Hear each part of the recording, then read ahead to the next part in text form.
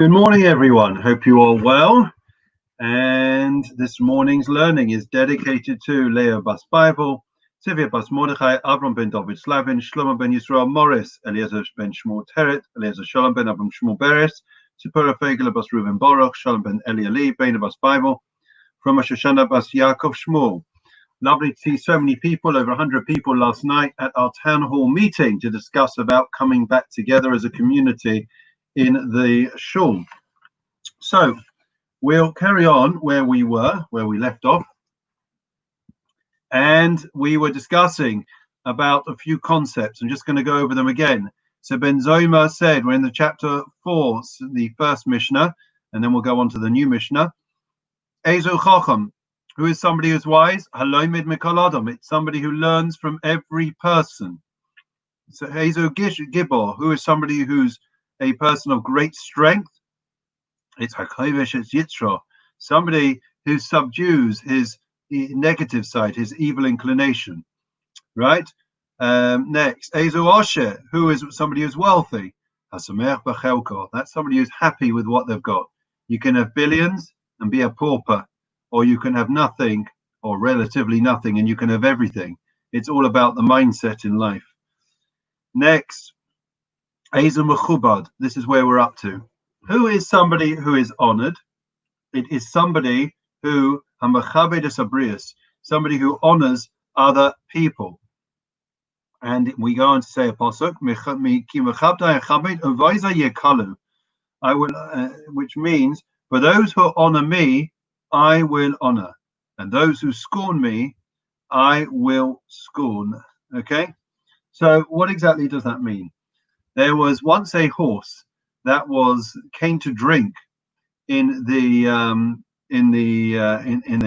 river, or it was a pond, whatever it was, and it sees, when it puts its head down to drink, that the very place where it wants to drink, there is another horse there. Okay, and that horse also seems to want to drink the exact same water that it wants to drink. So it starts to kick up some dirt at the other horse to shoo it away so that it will be able to drink without being interfered with. And of course, it sees the same thing because that horse is looking at its reflection. If the honor that we expect, the way we treat other people is the way other people will treat us.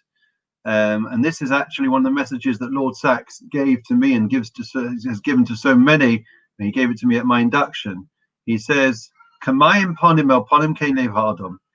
Solomon says that the way that, like water, reflects the image that is in front of it, so it is with people.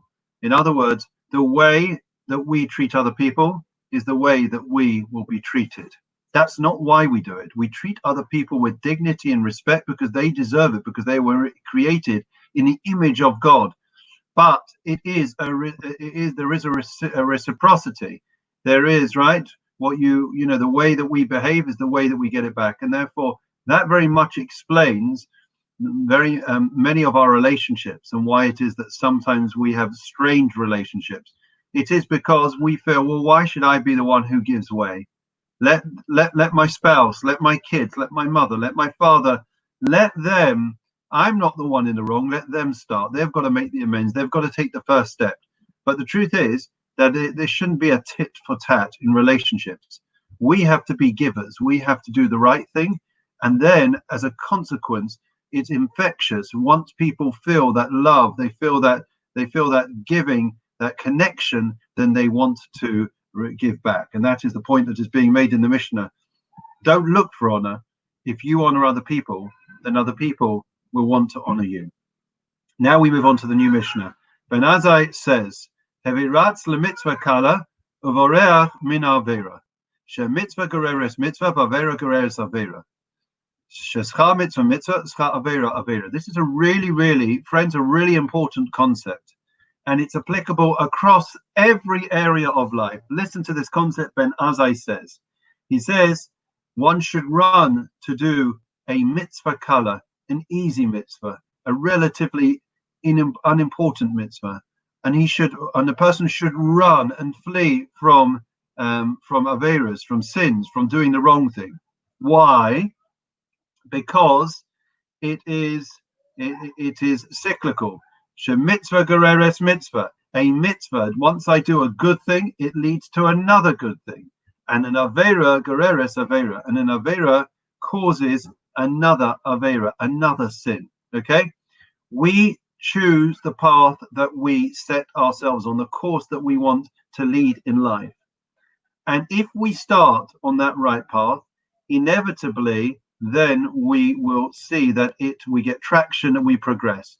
Consider the following. Have you ever heard? I mean, there's so many stories about people that didn't necessarily have the best role models in life. They came from deprived areas and humble beginnings, and they started off doing some petty crime. And all of a sudden, as they get older, things escalate and they get involved in drugs and then stealing, and then they use weapons and so on and so forth. It's a story that I've said on Yom Kippur before. It's a story that we've had many, many times before. And it comes from, the concept comes from this Mishna. I'll give you an example. I'll let you into a little secret. I don't think it's such a secret, but there are, sometimes we make mistakes. And I remember several years ago that I had to go on a speed awareness course. Okay. Now, the speed awareness course, of course, no one here knows what I'm talking about, but a speed awareness course is where you are able to go and to refresh yourself as to the best way and safest way to drive. Okay. And I remember on the speed awareness course that after we came out of the speed awareness course, there was an hour and a half course, and you've learnt about the different types of speeds that one must do on different types of roads, dual carriageway, motorways, and so on and so forth. And then all of a sudden we come out, and then we enter, I think it was, I don't know, the A41 or whatever. I remember that that certain people, they started to increase their speed, and as soon as they went over the speed limit, then they went a bit faster, and within 5-10 minutes on that road, the speed awareness course had been left in the dust behind them. Because mitzvah gereres mitzvah, if we start doing mitzvot, we do more mitzvot. If we set ourselves on a path of wanton destruction, then that will continue. So it's very important. We start with young kids, and we want to make sure that they do the right thing, right? Because why? There are young kids. Why can't we do it when they're older? Because we know that if we put them on the right path, and if we make sure that they give tzedakah, that they learn about chesed, about sharing and caring, then inevitably we are setting in place the right habits so that they will stay on that course. And the truth is, it's all too tempting to distinguish and to discriminate and say, you know what? Well, that's insignificant. I don't need to bother with that mitzvah. I don't need to bother with that good deed. It doesn't matter really the way I speak. And we start off innocuously saying things or raising eyebrows or making jokes that are harmless. And very often things again can spiral out of control. And the next thing we know, that we are speaking badly about other people, and then we justify and rationalize about why we do it. And they say that if you start off doing something wrong and you don't stop that behavior in its tracks, within 3 occasions, instead of you seeing it and recognizing it as something wrong, you actually see it as a mitzvah. What you are doing that is wrong, because you rationalize and justify your behavior. And that is why when we see people that are different to ourselves, and they may be making that little bit more effort, and something is gnawing away at our conscience, we inevitably brush it aside, and we dismiss it, and we devalue what they are doing, right? We make scoff at them, and we make fun of them. Because why? Because we feel something inside us is eating us up. So I think it's very, very important to recognize this. It is little steps in Judaism, okay? Little steps, and everyone has to go at their own pace. But if we do little things, small changes to our lives, right? Every difference, they say in psychotherapy, makes a difference. The slightest small change brings about transformation, right? So that's the way we have to see it in terms of relationships and in terms of the way that we treat other people, okay? So therefore, it's not an all or nothing approach. And the smallest thing, be it good or bad, has a profound impact in and influence. Okay, we've got time for one more little Mishnah. Okay, who are ya Omer? He used to say. So again, the rule of thumb is, who do I mean when it says who are ya Omer? He used to say it must be the previous person. So this is Ben Azai. Okay, Ben Azai said, Al tivaz lachol adam. Do not be scornful of any person. Al maflik lachol davar. Do not be disdainful of anything. So what does it mean? Don't be scornful of any person. Well, it follows on from what we are saying. If it is right that there is a temptation that we have a hierarchical structure in our minds in terms of people, right? Certain people we see as more as important, and we see them as influencers or popular people, right? And therefore we want to associate with them. And other people we brush to the side. They're not my type of people. The truth is, when we talk about hospitality, we're just doing it with your family and with your friends. That's not real hospitality. That's just socializing. Real hospitality and real kindness is when we look beyond ourselves, beyond our comfort zone. And we should never, there was a story, a very short story, we'll tell you, about one of the great rabbis of Brisk, Rav Soloveitchik. And when he used to travel, despite his brilliance and his greatness, he used to travel incognito. So he wore a little cap and he walked with a cane and a little bag, and nobody knew who he was. And the owner of the inn, when he came there, he says, "Listen, I don't have much money. Could you find me somewhere to sit?" And all of a sudden, he plunked him in the corner. And then all of a sudden, there was a commotion, and another type of rabbi came who came with a lot of pomp and pageantry and followers. And he told this Rav Soloveitchik, who he thought was a nobody, he says, "I'm afraid you have to leave your table and you have to sit in the you have to sit on the floor over there." And in any case, this great rabbi comes in, sits down with all the trappings of wealth and grandeur, and all of a sudden he says, "Listen, I just need to be excused." And then he goes to excuse. He trips over this Rabbi Soloveitchik, and then he gets up and he realizes who he is. And he says, "I can't believe it. Why are you sitting here?" And then it came out that this owner, this innkeeper, had placed him there because he considered him, or he thought that he was nothing because he didn't have the trappings of wealth and fortune. And the innkeeper came to Rav Soloveitchik and he said to him, "How can I ever do tshuva? How can I ever atone for treating you so shambolically?" And Rav Soloveitchik says, "You can't. But what you can do is that whenever anybody comes your way and you see him as he's an ordinary person, you should treat that person like a king. Me, you treated wrongly. It's too late. But other people, the way to do it is when you are next in the company of somebody who seems exceptionally ordinary, treat them with great grandeur the way you did this other man." And I think it's a very, very important lesson. We have to be careful in terms of segregating and grouping people together, people that are different to ourselves. The Jewish people are divided enough, right? And we suffered enough persecution, and we do still today. We don't need it from the inside out. And therefore, it's important for us.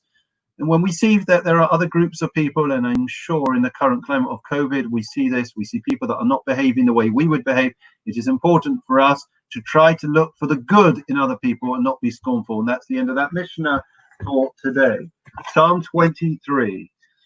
Lovely to see so many people that are joining us. A very quick shout out to Alex, Simon, Anthony, Richard, Andrea, Jackie, Estelle, Harry, Caroline, Michelle, Mervyn, Peter, David, Rachel, Richard, Jonathan, Eitan, Paul, David, and StreamYard, and anyone else who is watching. I'm sorry that if you put your name on the screen, then I will, of course, make mention of you as well. But lovely to see so many people that are joining us. It's so special that we are getting through. We are 2/3 of the way through Ethics of the Fathers. Brilliant. The Lord is my shepherd, I shall not want. He causes me to lie down in green pastures. He leads me beside still waters. He restores my soul. He leads me in the path of righteousness for his name's sake. Even when I walk in the valley of darkness, I will fear no evil, for you are with me. Your rod and your staff, they comfort me. You set a table before me in the presence of my adversaries. You anointed my head with oil, my cup overflows. May only goodness and kindness pursue me all the days of my life, and I will dwell in the house of the Lord for the length of days. Memorial prayer, and we wish long life to all those that please God, will be able to say Kaddish for their loved ones very soon. El Malei Rachamim Sheikhin Bam Noimi Imam Simno Khana Au Kan Pershkin Abamalos Kedoshim Etarim Kazeraki Masirim Es Nishmois Lebas Bible Tzivia Mordechai Abram ben David Slavin Shlomo ben Yisrael Morris Eliezer ben Shmuel Teret Eliezer Shalom ben Avram Shmuel Peres Shipara Fegel Bas Reuben Barak Shalom ben Eli Ben Bas Bible from Shoshana Bas Yaakov Shmuel Shalachuli Alamam Bagan Aiden Taimunu Chasom Lachin Balarachamim Yasi Rain Besaisa Kana Pabli Alamim Yitzrobas Chaim Shmasam Adonai Nachlasam Vianuchu B'Shalom Mishkavam Venomar Amen. Wish long life to all those that are saying Kaddish for their loved ones. We'll conclude with Refuah Shalema prayer for all those that are unwell. And as we mentioned in previous days, sadly, the numbers in Israel in particular have jumped up, and therefore we will have in our minds all those that are suffering from COVID. Rabbi Misha Berchav Seidrom Avram Yisrael Yaakov Moshe Aaron David Shlomo Yivarach Rabbi Chaylem Bavu Shanu Mispalim Bavu Ram Bizchaz Akash Baruch Yimalei Rachim Yimalei Hemlach Malach Vosam Yishlach Lem Refuah Shalema Neshamaim Lachol Vem Besos Shachal Yisrael Refuah Sanefesh Refuah Sakov Hashav Agas Makarev Amar Amen. As you'll see at the bottom of your screen, friends, it is a true honor and privilege that we will have this evening. We will be hosting a living legend all the way from Wales, the Falklands hero Simon Weston, CBE, who I will be interviewing at 8 p.m. on Facebook and YouTube Live. I strongly recommend everyone to join us tonight. I spoke to him on the phone, and I'm speaking to him again a bit later on today, just in preparation for tonight. And he is, we use the word so too often, but he is truly a living legend, a hero in what he has done and what he continues to do in his life, and the way his attitude to life, which is refreshing and inspiring, in particular in the current climate. Wishing everyone well. See you at 8 p.m. tonight. Have a great day. See you later. Don't miss it tonight.